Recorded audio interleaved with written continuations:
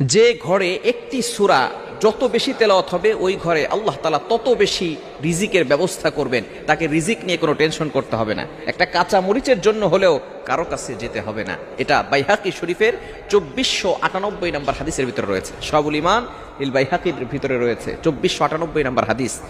নবীজি সাল্লাল্লাহু আলাইহি ওয়াসাল্লামের সাহাবী হযরত ওসমান রাদিয়াল্লাহু তাআলা আনহু যখন খেলাফত আসলেন, যখন তার শাসনামল চলল, এমন সময় আব্দুল্লাহ ইবনে মাসউদ রাদিয়াল্লাহু তাআলা আনহু তিনি অসুস্থ হয়ে পড়লেন।